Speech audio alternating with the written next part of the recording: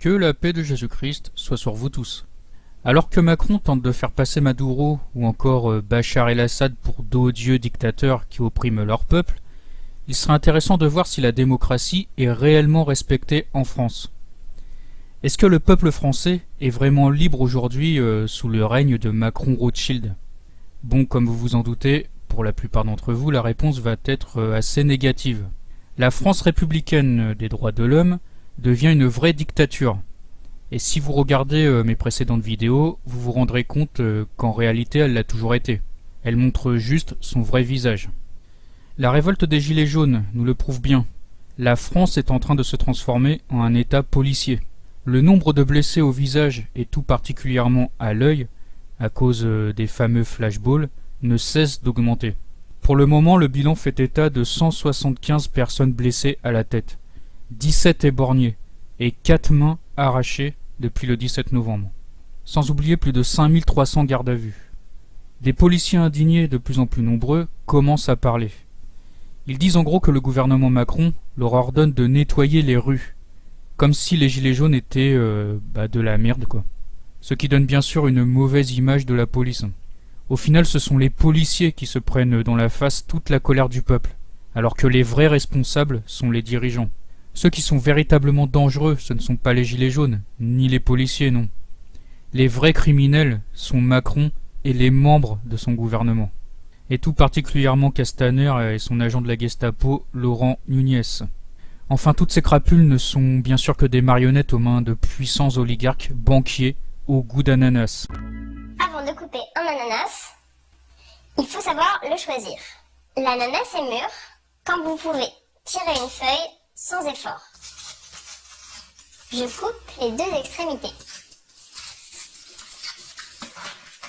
Ensuite, je coupe l'ananas en quartiers et j'enlève la partie centrale qui est trop dure. Je découpe chaque quartier au plus près de la peau et je fais des tranches. Avant de servir, à vous de trouver la présentation qui vous plaît. Bref, ces policiers dénoncent aussi leurs syndicats corrompus, qui bien sûr ne disent rien. Ils valident la répression abusive du gouvernement. Les policiers révoltés parlent aussi de la dangerosité des fameux LBD. Ils disent, je les cite, « Les grenades sont dangereuses. Nos lanceurs de patates, donc les LBD, sont dangereux. Quand nombre de policiers sont considérés tout aussi dangereux, il serait opportun de réfléchir sur la suite à donner quant à la gestion opérationnelle et politique de ce mouvement. Puisque le coup près s'approche encore un peu plus de nos têtes, chers collègues, ne serait-il pas mieux d'éviter toute utilisation de ces armes et de refuser d'aller au contact dans ces conditions dantesques et de défiance d'une hiérarchie lâche? Eh bien, il y a de l'ambiance dans la police. Mais bon, au moins ça prouve que les policiers ne sont pas tous pourris, comme certains le prétendent. Il faudrait que les gilets jaunes soutiennent ces policiers, qui s'opposent encore timidement, certes, à ceux qui les commandent. Mais c'est déjà un début. Ces policiers reconnaissent aussi qu'il y a des pourris parmi eux, qui prennent plaisir à allumer les gilets jaunes. Ceux-là sont de véritables collabos du système, mais heureusement, ils sont minoritaires. Ils pointent tout particulièrement du doigt les policiers de la BAC, qui selon eux se lâchent quand il s'agit d'affronter les gilets jaunes, alors qu'ils ne font rien, par exemple, dans les banlieues, pour arrêter certains trafics. Ils insinuent même que ces policiers de la BAC laissent faire certains trafics dans les banlieues pour justement acheter la paix sociale. Comme ça, si tu laisses les dealers vendre leur merde, la police aura pas de problème, quoi. Bref, vous pouvez trouver ce très bon article sur RT France, si ça vous intéresse. Un site qui propage des fake news, d'après les couilles molles de BFM et autres journal-up du système. D'ailleurs, ces sous-merdes flippent tellement qu'ils déclarent carrément à des heures de grande écoute de censurer les complotistes sur Internet. Donc eux, quand ils disent complotistes, ce sont tous les médias indépendants qui délivrent une autre information que celle délivrée par ces agents de la propagande. Donc ces choses-là sont pas univoques. Mais effectivement, globalement, on s'aperçoit qu'il y a des variables très fortes sur l'âge. Alors, pas seulement les plus jeunes d'ailleurs, les moins de 35 ans. C'est-à-dire des personnes qui ont été socialisées politiquement avec Internet au bout des doigts. Et qu'est-ce que ça veut dire? Ça veut dire que par simple remplacement générationnel, dans 10, 20, 30 ans, sur cette tendance-là, on vivra dans une société où ces idées-là auront plus d'influence qu'elles n'en ont aujourd'hui. Ça, c'est un sujet de préoccupation majeur pour l'avenir, parce qu'une société dans laquelle la théorie du complot occupe les esprits d'une fraction importante d'une société, c'est un pays dans lequel on peut plus faire communauté politique. Parce que la démocratie, c'est d'échanger des opinions diverses, mais au moins d'être d'accord sur les faits, sur la réalité. Si on partage plus la même vision de la réalité, on peut plus se parler. C'est un dialogue de sourds. Alors qu'est-ce qu'on peut faire? C'est une fatalité.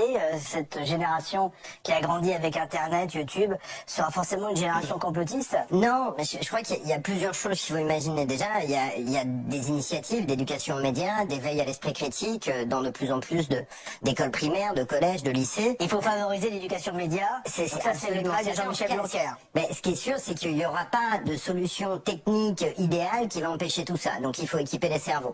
Il y a une autre chose qu'on pourrait faire, c'est essayer d'influer sur ces plateformes qui sont régies par une loi qui n'est pas la loi française, qui ne respecte bien souvent pas notre loi, et qui d'ailleurs ne paye peu ou pas d'impôts dans notre pays. Il y aurait quand même un moyen, à un moment, de faire quelque chose. La semaine dernière, YouTube, c'est quand même le premier moteur de recherche des moins de 25 ans dans notre pays. Donc c'est la première source d'information. Ils ont annoncé qu'ils allaient arrêter de recommander des vidéos complotistes et de fake news à leurs utilisateurs.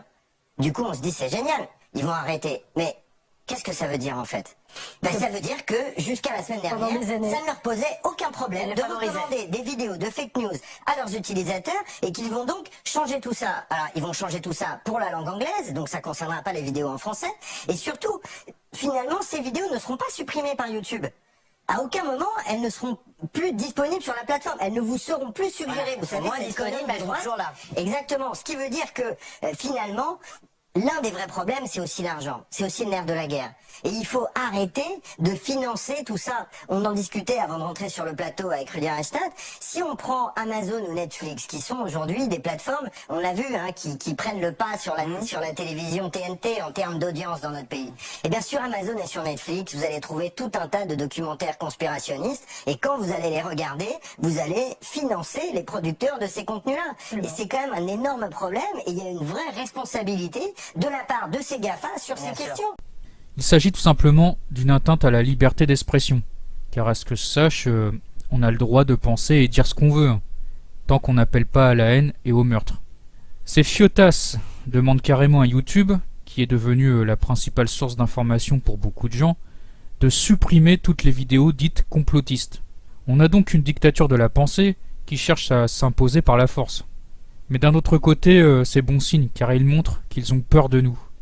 Les libres penseurs représentent un véritable danger pour leur petit pouvoir, qui ne tient que grâce aux mensonges et à la manipulation. En nous censurant, en réalité, ils ne font que nous renforcer, car ils vont nous obliger à nous organiser pour contrer plus efficacement leur propagande. La guerre de l'information est déclarée, et nous gagnerons quoi qu'il arrive, car la vérité est de notre côté. Or, la vérité finit toujours par triompher. Ces suppôts de Satan n'en ont plus pour longtemps. Pour en revenir aux violences policières, Castagnette, le ministre de la répression, a eu le culot d'affirmer qu'il n'y a aucune bavure. Putain, je me fais rire moi-même avec mes conneries, c'est pas possible. Que les 3000 blessés parmi les gilets jaunes sont tous fautifs, alors qu'un nombre important d'images et de témoignages prouve le contraire. Le cas de Jérôme Rodriguez est un bel exemple. Mais que cherche ce Castagnette? On dirait qu'il fait tout pour énerver les gilets jaunes, pour les pousser à devenir violents. Ainsi Macron-Rothschild pourra interdire les manifestations, qui restent légitimes, je le rappelle, même si je ne les soutiens pas, car selon moi, il faut agir autrement, comme je l'ai déjà expliqué dans d'autres vidéos. Castaner parle de boutiques pillées, de voitures brûlées, de bâtiments saccagés, etc., comme si c'était la majorité des gilets jaunes qui commettaient ces actes. Il oublie de parler des Black Blocs, de l'extrême gauche par exemple, financés par Soros, qui sont responsables de la plupart des actes de violence. Mais il est plus facile pour Castagnette de rendre responsable l'ensemble des gilets jaunes. Alors que les premiers fautifs dans l'histoire, c'est lui et son gouvernement pourri, au service de l'oligarchie. Je voulais vous alerter aussi sur une nouvelle arme anti-émeute qui est en train d'être développée par ces chiens de l'oligarchie. Il s'agit de l'ADS, donc l'Active Denial System, qui est en train d'être développée en ce moment même par les Américains. Cette arme en fait émet des ondes à distance qui brûlent la peau des manifestants. Même plus besoin d'envoyer les CRS ou la BAC. Vous accrochez ce truc en haut de la tour Eiffel et c'est bon, vous contrôlez tout Paris. C'est bien la preuve que ces armes qui balancent des ondes existent. Ce n'est pas du complotisme et elles seront bientôt utilisées contre le peuple. Une sensation de chaleur immédiate et insupportable. À 750 mètres de là, un opérateur vient d'émettre un puissant rayon électromagnétique. Invisible, inodore et totalement silencieux, il provoque à chaque fois une réaction identique. C'est comme ouvrir la porte d'un four et ressentir en même temps une sensation de piqûre du sternum jusqu'au cou. Et quand c'est arrivé au cou, instinctivement, je me suis écarté. Ce dispositif développé par l'armée américaine depuis 15 ans n'est encore qu'un prototype, mais il pourrait venir s'ajouter à la liste des armes de défense comme le pistolet à balles en caoutchouc ou le taser. Imaginez un projecteur de lumière invisible qui émettrait des ondes radio. C'est grand comme ça au départ, et à l'arrivée c'est de la même taille. Repousser une foule hostile ou encore protéger l'entrée d'une base, les possibilités d'usage sont multiples. Côté santé, l'armée assure que les ondes ne pénètrent pas la peau au-delà d'un demi-millimètre et que tout risque de surexposition est impossible. Si l'opérateur appuie sur la gâchette, mais que les choses vont trop vite et qu'il continue d'appuyer par erreur, ça s'arrête automatiquement au bout de 3 secondes. Sur 11 000 tests, seules 2 brûlures légères ont été constatées. Selon le colonel Tafola, le dispositif constitue désormais l'arme de défense la plus sûre jamais mise au point. En attendant, le gouvernement Macron est en train de faire voter des lois qui lui permettront bientôt d'interdire les manifestations gênantes pour le pouvoir, c'est-à-dire les vraies manifestations populaires qui ne sont pas sous contrôle des syndicats corrompus. Une loi anti-casseurs vient en effet d'être adoptée par l'Assemblée nationale. Il s'agit d'une loi liberticide, comme l'explique très bien Arié Halimi, un avocat membre de la Ligue des droits de l'homme. Il dit, je cite, « C'est un test qui doit être jeté intégralement, dans la mesure où chaque disposition est ultra-liberticide et modifie radicalement l'équilibre naturel et légal du droit de manifester en France. La première chose est de protéger le droit de manifester, qui est un droit constitutionnel. Et puis il faut permettre aux familles de revenir dans les manifestations. C'était le cas le 1er mai par exemple. Ce n'est plus le cas aujourd'hui. Il dit aussi que la disposition la plus grave concerne l'interdiction de manifester, possiblement envisagée pour certaines personnes, compte tenu d'un risque de trouble à l'ordre public, ou simplement si vous connaissez des personnes qui peuvent causer ces troubles. Cela est problématique. Je résume, si une personne connaît une autre personne qui peut causer un trouble dans une manifestation, le gouvernement a le droit d'interdire à cette première personne de manifester. De plus, c'est le gouvernement, et non le juge judiciaire, qui interdira à cette personne de défiler. Et cette personne va figurer dans un fichier. Aujourd'hui, on donne donc au gouvernement la possibilité d'empêcher à ses opposants politiques de manifester. Voilà, je pense que c'est clair, il n'y a pas besoin de commenter. La France devient tout simplement une dictature. Bonjour, Serge Vénère-Bush, merci d'être avec nous sur RT France. Alors, la loi anti-casseurs est donc débattue en ce moment à l'Assemblée, initiée par des sénateurs, les Républicains. Première question très simple, que pensez-vous de cette loi? Je pense que le gouvernement aggrave son cas. Le problème majeur aujourd'hui, c'est l'absence de réponse politique et simplement une réponse répressive au mouvement des Gilets jaunes. Il y a des comportements qui sont tout à fait inacceptables. Le fait de nasser les manifestants, le fait de leur dire, voilà, puisque c'est déclaratif, vous pouvez venir à certains endroits, comme par exemple Place de la République, c'était samedi dernier, pour immédiatement, dès qu'ils y arrivent, envoyer des lacrymogènes et passer parfois à des armes et des ustensiles plus lourds et plus dangereux. Donc il y a véritablement une stratégie de la tension qui est suivie par le gouvernement. Et au lieu finalement de chercher la voie de l'apaisement, en essayant de faire voter ce texte, où d'ailleurs à l'origine, on peut le dire, les sénateurs républicains ont été mal inspirés de donner finalement la capacité au gouvernement de rebondir sur leurs propres propositions de loi, Le gouvernement n'entre pas du tout dans une démarche d'apaisement. Et pour ce faire, il va bousculer, il entend bousculer les libertés publiques. Parce que la possibilité donnée à une autorité administrative et non pas à la justice de confiner finalement, d'empêcher quelqu'un de rejoindre une manifestation, c'est une atteinte grave à la liberté individuelle et à la liberté d'aller et venir sur le seul fondement d'un soi-disant dossier dont on sait à quel point souvent ils sont fragiles lorsqu'ils sont diligentés et instruits par les autorités administratives. Donc c'est véritablement une atteinte grave à la fois à la liberté individuelle et à la séparation des pouvoirs, puisque le contrôle du juge administratif, puisque c'est un acte administratif, viendra a posteriori, sous forme de référé, toujours trop tard, puisqu'on est vraiment dans l'extrême urgence, il s'agit d'heures, même de minutes. Donc le juge n'aura pas véritablement la possibilité de contrôler ce que fait l'administration, ce que fait l'État, ce que font les préfets. Et ça, c'est quelque chose de très grave. Moi, ce que je crois en même temps, c'est que tout ça finira, je pense, si vous me pardonnez l'expression, en eau de boudin. Ça va faire un peu comme la déchéance de nationalité de François Hollande. C'est-à-dire que c'est des grands principes, c'est là aussi un peu pour amuser la galerie, ça n'aura aucune véritable efficacité, parce que vous pensez bien que les gens qui se savent surveillés par les préfets et la police, eh ben, ils n'iront pas dormir chez eux. Ils se feront pas cueillir au petit matin avant d'aller à la manifestation. Ils trouveront un autre endroit pour dormir. Donc c'est véritablement un effet d'annonce, mais c'est un effet d'annonce liberticide et c'est un effet d'annonce qui, au passage, écorne gravement des principes qui sont tout à fait fondamentaux pour la République. Et je crois que, d'une certaine manière, messieurs Macron, Castaner, Philippe et autres aggravent leur cas et seraient bien inspirés de donner une réponse politique à ce qui se passe plutôt que de donner une réponse dans l'inflation répressive.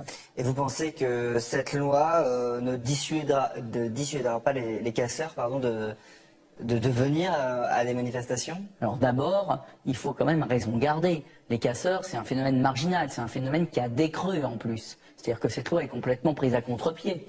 Depuis 2 ou 3 actes, il y a beaucoup moins de manifestations de violence. Bon, d'autre part, si vraiment la police voulait se donner la peine d'identifier les 10 casseurs quand ils arrivent dans les manifestations et de les surveiller et eux de les contenir, ils auraient tout à fait pu le faire parce que même physiquement, moi j'ai participé à certains de ces actes, on les reconnaît, d'accord? Ils sont habillés différemment, hein, les Black Blocs ou certains autres activistes. Donc c'est pas très compliqué. Je pense qu'au contraire, c'est un jeu tout à fait hypocrite, c'est-à-dire que le gouvernement les laisse faire pour pouvoir discréditer le mouvement ensuite, et deuxième étage finalement de la fusée répressive, maintenant justifier un texte qui met à bas un édifice quand même très longtemps et très longuement, minutieusement préparé par la jurisprudence des juridictions ou la jurisprudence du Conseil constitutionnel pour protéger les libertés publiques. Donc il y a véritablement une forme de fuite en avant, ça n'aura aucune utilité. Encore une fois, quelqu'un qui veut se cacher peut parfaitement se cacher. Ça n'aura aucune utilité non plus au moment des manifestations, parce que s'ils deviennent pervers, je dirais les Black Blocs ou les 10 casseurs, eh bien ils pourront arriver déguisés en bon père de famille et ensuite revêtir leur attirail. Tout ça n'a aucun sens. Bon, et puis bien entendu, il n'y a aucun sens, aucune réponse politique. C'est-à-dire qu'à aucun moment, la raison ne prévaut et le fait de laisser les gens véritablement s'exprimer autrement que dans des grands débats qui sont complètement faussés et manipulé par le pouvoir, ne dicte son comportement au gouvernement. C'est une fois encore et toujours une stratégie de tension, une stratégie de diabolisation. Merci beaucoup, Serge Federbusch, d'avoir répondu à nos questions. Charles de Courson, un député centriste, affirme qu'avec cette loi, on se croirait revenu sous le régime de Vichy. Et c'est vrai que ça y ressemble beaucoup.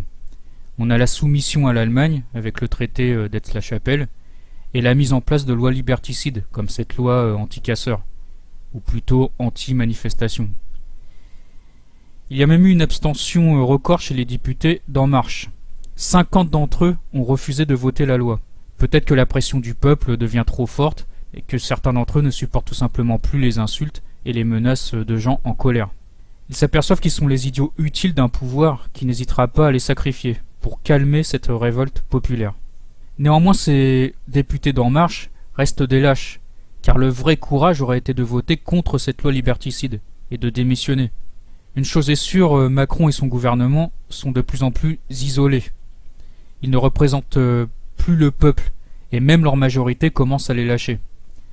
Macron ne sert pas les intérêts du peuple français, et commence même à voter des lois liberticides à son encontre. On a donc bien affaire à un tyran. L'autre information qui rejoint tout ce qui vient d'être dit sont ces 3 gilets jaunes salariés d'Amazon qui viennent d'être licenciés. D'après Amazon, qui est une multinationale américaine, je le rappelle, qui a pratiquement tout pouvoir en France, ces 3 salariés ont été licenciés pour avoir soutenu des actions sur les réseaux sociaux qui appelaient à bloquer des entrepôts. Amazon leur reproche aussi d'avoir tenu des propos contre leur employeur. C'est selon eux une faute grave.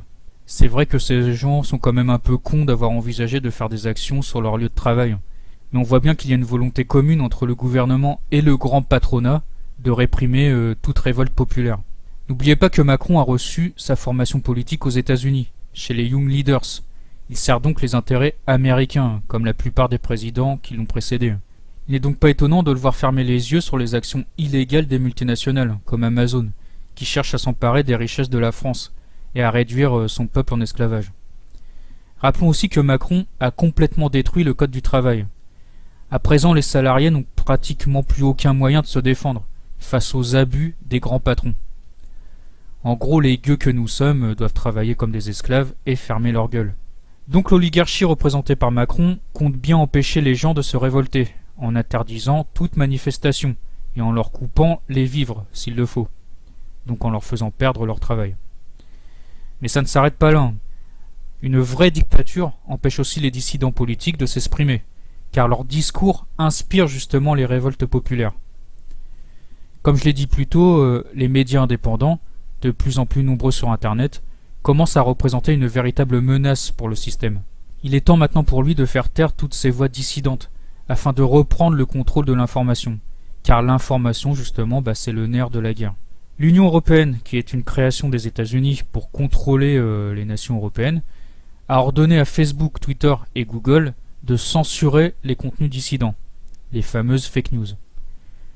En gros, Bruxelles veut prendre le contrôle des réseaux sociaux, avant la campagne des européennes, afin de combattre la désinformation, entre guillemets. Mais il s'agit en réalité d'un projet plus ambitieux.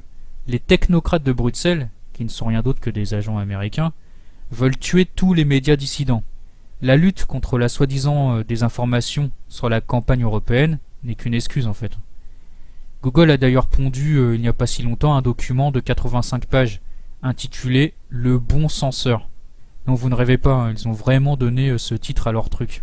Dedans, Google affirme que la liberté d'expression est, je cite, une idée utopique, et que la nouvelle mission de Google est de créer des espaces ordonnés pour la sécurité et la civilité. Voilà, y a-t-il besoin d'en rajouter un? Il ne se cache même plus. Orwell devient une réalité. Pour votre sécurité, vous n'aurez plus de liberté. Au nom de l'amour et de la tolérance, de mon cul, vous n'aurez plus le droit de dire ce que vous pensez. Ils veulent mettre fin aussi à l'anonymat sur Internet, hein. Comme ça il sera plus facile de trouver ceux qui pensent mal. Ce sera aussi très dissuasif car les gens n'oseront plus s'exprimer par peur des représailles. C'est aussi ça le nouvel ordre mondial. C'est le monde de la pensée unique. Une nation unique, un peuple unique, une religion unique, etc., etc. C'est l'uniformisation à tous les niveaux. Tout le monde se ressemblera et pensera la même chose. Et comme par hasard, Mounir Majoubi, le secrétaire d'État au numérique, est sur le point d'appliquer ce que préconise Google. Il veut faire d'Internet un espace d'amour, dit-il, où tout le monde sera gentil. Les méchants complotistes seront à tout jamais bannis de leur merveilleux monde de bisounours. Comme ça, les Bilal Hassani, les ultra-féministes et les pro-mondialistes pourront s'en donner un cœur joie. Il n'y aura plus personne pour s'opposer à leur idéologie perverse. Donc ce Mounir machin truc va travailler avec l'autre mocheté de Chiappa pour créer une loi contre la haine sur Internet. La haine. Je suis le mal incarné, je suis complotiste. Pour rappel, la France est déjà l'un des pays qui censure le plus sur Internet. On est presque au niveau de la Corée du Nord, c'est pour vous dire. Et c'est pas fini. Elle est belle, hein, la République des droits de l'homme. La démocratie où chacun est libre de dire ce qu'il pense. En gros, dans leur monde orwellien, l'esclavage, c'est la liberté. L'ignorance, c'est la force. La dictature, c'est la démocratie. Et la censure, c'est l'amour. Le journal Le Point vient de révéler, et c'est étonnant pour un média officiel, que Macron, lors d'une rencontre avec les journalistes, envisageait de nationaliser la presse. En gros, ça veut dire que c'est le gouvernement qui financera directement les journalistes, pour soi-disant garantir la pluralité et l'indépendance de l'information. Non mais on croit rêver, hein. Le mec nous prend vraiment pour des cons. Il est évident que les journalistes qui oseront contredire la propagande de l'État ne seront plus financés. Le contrôle total des médias est une arme utilisée par la dictature. Je ne vous apprends rien. Là encore, on peut faire le parallèle avec le roman 1984 d'Orwell et son ministère de la vérité. Bref, l'État orwellien compte bien mener une guerre contre ce qu'il appelle les complotistes, c'est-à-dire tous ceux qui osent remettre en doute l'information officielle, ou la propagande d'État. Une enquête a même été menée par la fondation Jean Jaurès, pour savoir qui sont réellement ces fameux complotistes. C'est ce qu'affirme France Info. Alors pour eux, un complotiste est quelqu'un de jeune, de peu diplômé, avec un niveau de vie modeste, et qui vote Marine Le Pen. Voilà donc, chers amis complotistes qui regardez ma vidéo, vous serez sûrement ravis d'apprendre que vous êtes juste des gros beaufs, débiles et racistes. Voilà pourquoi ils nous font passer. Alors comme d'habitude, ils reprennent toutes les théories débiles, comme les reptiliens et la Terre plate, pour nous faire passer pour des illuminés. Ils parlent aussi du complot sioniste, mais sans trop le mettre en avant. Il ne faudrait surtout pas que les gens se renseignent là-dessus. Ils ont compris la leçon avec Dieudonné. En le censurant, ils ont donné envie aux gens de s'intéresser au projet sioniste, ce qui a permis de gonfler les rangs de la dissidence. Donc là, ils préfèrent mettre en avant les théories de merde pour nous faire passer pour des fous. En fait, il n'y a pas d'autre mot. En plus, ils font preuve d'un certain élitisme, en faisant croire que les plus riches ou les plus diplômés seraient plus aptes à réfléchir et à penser par eux-mêmes, contrairement aux gueux ouvriers et illettrés qui tombent plus facilement dans les théories du complot. Or, c'est le contraire. En fait, plus t'es diplômé, plus tu montes haut dans la pyramide sociale, et plus t'as envie de garder ta place. Donc, en fait, t'es soumis à ce système, tout simplement. Il ne va pas te venir à l'idée de le combattre. Et d'ailleurs, t'en as rien à foutre de la vérité. Sur ceux qui dirigent le monde, etc. Qui sont ceux qui provoquent les guerres et les famines. C'est pas tes affaires puisque tu vis bien dans ce système. Tu l'aimes en fait ce système et tu n'as aucune raison de te rebeller contre lui. Je ne dis pas que tous ceux qui ont une bonne place dans la société sont tous comme ça, mais une grande partie quand même. Donc elle est bidon leur étude. Elle n'est même pas neutre en plus puisqu'elle est financée par le système et elle colle parfaitement à la bien-pensance. Bref, ils commencent à faire passer les dissidents politiques pour des fous. Comme ça, demain, ils pourront les enfermer dans des hôpitaux psychiatriques. Comme l'URSS par le passé, hein. C'est ce qu'on appelle la psychiatrie punitive. D'après Wikipédia, la psychiatrie punitive en URSS était un système utilisé pour emprisonner les dissidents dans des hôpitaux psychiatriques, appelés psychouchka en russe. Souvent sous le diagnostic de schizophrénie torpide, ou schizophrénie latente, schizophrénie larvée ou schizophrénie lente, et enfin schizophrénie stagnante. Certaines sources, datant de 2007-2009, signalaient que la pratique de l'abus de l'internement psychiatrique a toujours lieu dans la Russie contemporaine. Et Vladimir Poukovski, un dissident politique qui a justement été victime de cette psychiatrie punitive, disait déjà en 2006 que l'Union européenne allait devenir une dictature, comme l'Union soviétique. Et on en prend le chemin avec la création d'un parti unique, celui de la bien-pensance mondialiste.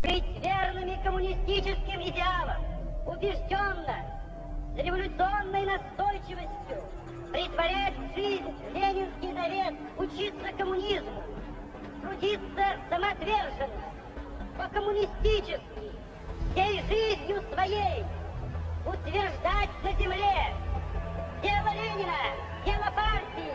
Рвемся!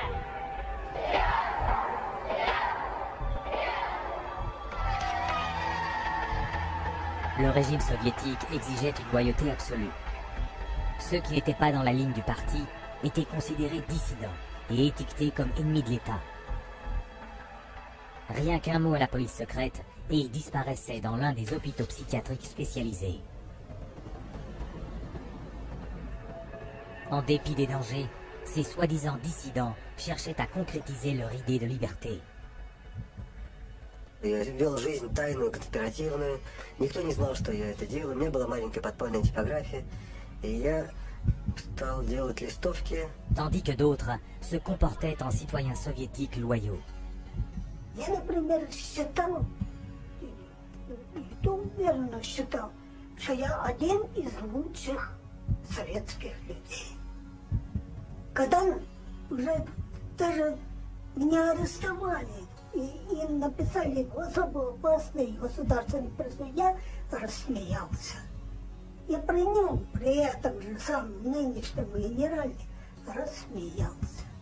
Он меня вызывает психиатра на утро. Selon les psychiatres soviétiques, ils souffraient tous de rigidité de conviction. Symptôme d'un nouveau trouble, la schizophrénie stagnante.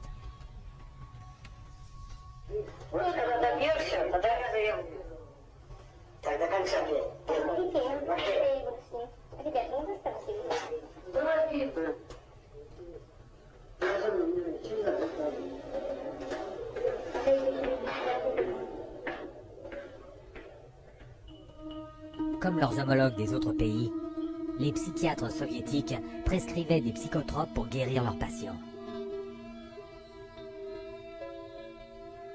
Они никогда их с удовольствием не принимают. И находят пути их не принимать. Мы обязаны просмотреть прием лекарств, потому что лекарства дошли до больного. Вот они где-то уже, как говорится, в горле. Проглатывают, все, ротовая полость чистая. И потом такие делают какие-то движения, отрыгивают. Врач на обходе говорит, как себя чувствуете, Петр Петрович? Я говорю, послушайте, вот, там, когда 5 кубиков галоперидола, туда, например, слюна до полу, там перекошенность вся, значит, одни мышцы растягиваются, другие сокращаются, совершенно ужасные позы, лицо все ужасное, на душе страшно просто. Я человек, вот самое главное, описать это состояние невозможно. Санитары совершенно безнаказанно могли избивать. По любому поводу, и вообще без повода. Вот, например, санитар открывает дверь, и тут, тут ты оказался, например, в проеме двери. И вот этого достаточно было, чтобы, скажем, получить удар. Если больной, скажем, оказывал сопротивление при избиении, то его могли привязать, и привязывали, и уже избивали, и продолжали избивать уже привязанного. Проходит, допустим, год-два, там выписывают убийц, выписывают насильников. Михаил, ты бы лучше убил бы кого-нибудь, мне бы легче было тебя отсюда вытолкнуть. Это было, вот, рождало такое чувство безысходности. De 1967 à 1987, le gouvernement soviétique arrêta plus de 2 millions de gens, déclarés malades pour raisons politiques et les soumettant à un traitement psychiatrique. Encore de nos jours, la psychiatrie reste l'outil coercitif préféré des gouvernements dans le monde. What we've learned is that in Gitmo or Guantanamo Bay, that we had teams of healthcare professionals called the biscuit teams, behavioral scientists, psychologists, working with the military to advise them on how far you could push a prisoner. There are abuses that have been documented around the world. We have healthcare professionals who have committed potentially acts of treason within their medical ethics. And there's nobody supervising that. There's nobody making them stand accountable to the medical ethics. Mais les psychiatres n'ont jamais réservé la torture physique et mentale uniquement aux prisonniers politiques. Tout au long de l'histoire, ils l'ont déguisée et vendue au public comme thérapie. Bref, je pense avoir tout dit. Mais j'ai une question qui me vient à l'esprit.